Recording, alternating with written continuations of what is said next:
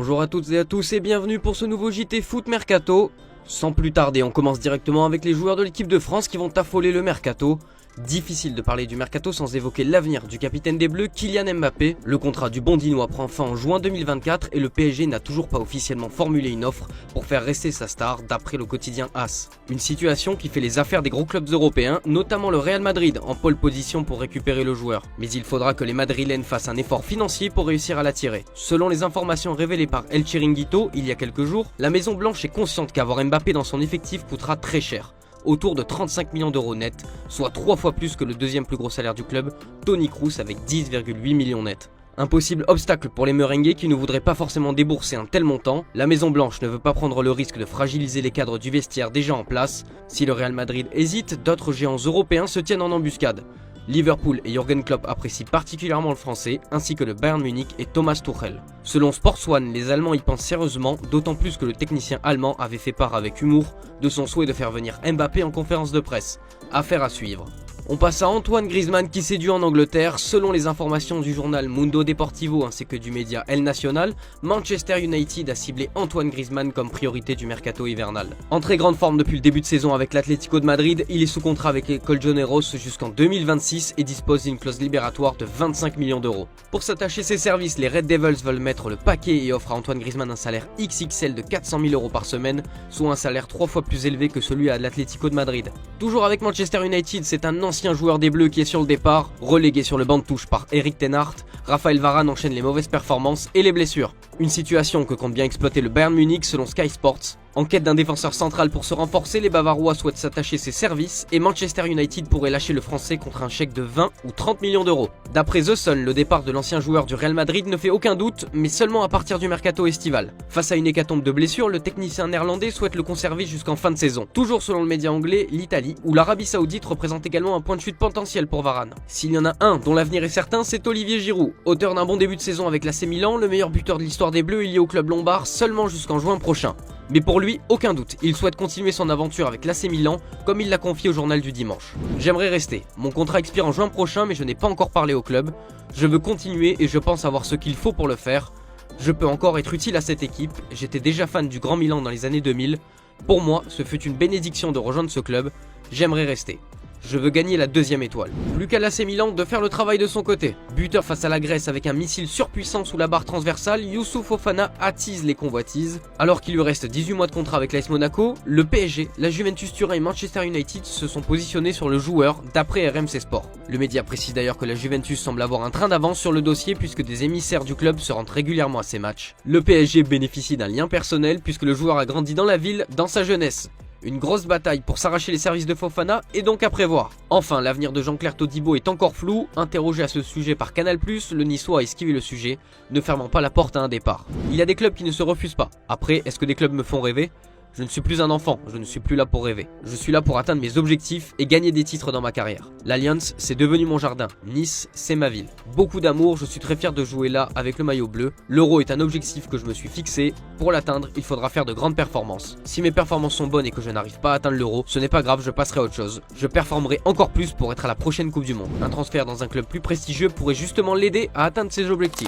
On passe maintenant à la question du jour les amis. Après une campagne de qualification quasi parfaite de nos bleus, est-ce que l'équipe de France va remporter l'Euro 2024 selon vous? Je vous laisse y répondre en commentaire. Hier, Antoine vous a demandé quel entraîneur devait succéder à Carlo Ancelotti sur le banc du Real Madrid.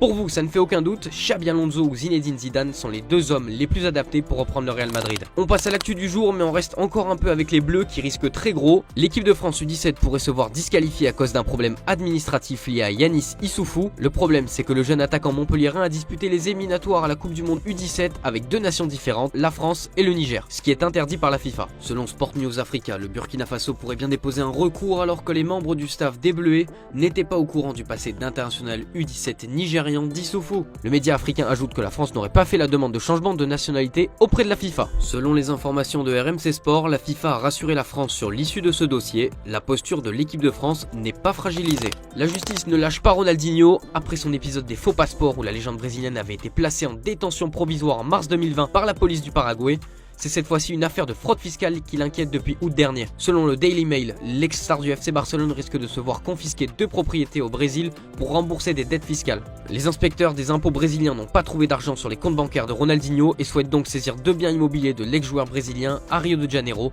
afin qu'ils puissent être utilisés pour récupérer l'argent dû par l'ancien footballeur. Hier, l'ensemble des clubs du championnat anglais se sont réunis afin de voter contre la possibilité pour les clubs ayant le même propriétaire de réaliser des prêts durant le prochain mercato hivernal. Et le verdict est tombé, les clubs ont voté contre l'interdiction des prêts entre clubs associés. 13 clubs ont voté en faveur de l'interdiction pour 7 voix contre l'interdiction. Le règlement précise qu'il faut 2 tiers des suffrages exprimés, c'est-à-dire 14 bulletins sur 20. Une bonne nouvelle donc pour Newcastle. Alors que la rivalité Lionel Messi-Cristiano Ronaldo devait connaître son dernier chapitre, cet affrontement n'aura peut-être pas lieu. À l'occasion de la Riyadh Season Cup 2024, Al Nasser devait affronter l'Inter Miami dans la capitale saoudienne en février prochain. Dans un communiqué, l'Inter Miami a finalement nié l'organisation de cette rencontre. Une annonce a été faite aujourd'hui affirmant que le FC Inter Miami devait jouer la Riyadh Season Cup. C'est inexact, assure la franchise américaine.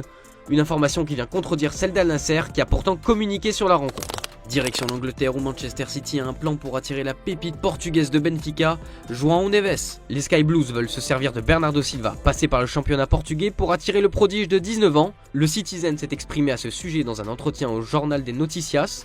Je suis très heureux pour João Neves et les jeunes qui jouent à Benfica ainsi qu'en équipe nationale. Il s'est intégré dans l'équipe nationale de la meilleure façon possible. Si je peux le convaincre de venir à Manchester City, bien sûr, je le ferai. Entrée de grande forme avec l'AS Rome et auteur d'un quadruplé avec la Belgique face à l'Azerbaïdjan, Romelu Lukaku est sur un nuage en ce moment. Des performances convaincantes qui pourraient pousser la Roma à s'offrir définitivement les services du joueur. Selon The London Evening Standard, Chelsea souhaite toujours se séparer de lui et fixe un prix de départ de 37 millions de livres, soit un peu plus de 40 millions d'euros. Reste à savoir si l'AS Roma s'alignera sur ce prix et si Lukaku continuera à briller d'ici là. En perte de temps de jeu avec l'émergence de Jamal Musiala, l'avenir de Thomas Müller est incertain. En fin de contrat à l'issue de la saison, la tendance est à la prolongation pour le joueur de 34 ans d'après les informations de Bild. Interrogé à ce sujet par le média allemand, le principal intéressé souhaite poursuivre son aventure au Bayern. Je veux vraiment jouer encore un an au-delà de 2024. C'est du moins mon projet. Je m'amuse toujours à être sur le terrain. J'espère que ça se voit. C'est clair que ça m'énerve quand je ne suis pas sur le terrain. Nous avons actuellement une offre presque excédentaire de joueurs de qualité en attaque. Tout le monde doit parfois prendre sur soi. Direction l'Italie où Thiago Motta aurait un bond de sortie. Actuellement à la tête de Bologne, l'Italien présente un bilan de seulement 2 défaites et 4 victoires en 12 journées, lui permettant d'occuper la 8ème place. Des bons résultats qui poussent les dirigeants de Bologne à vouloir lui proposer un nouveau contrat, lui qui est lié avec le club jusqu'en 2025.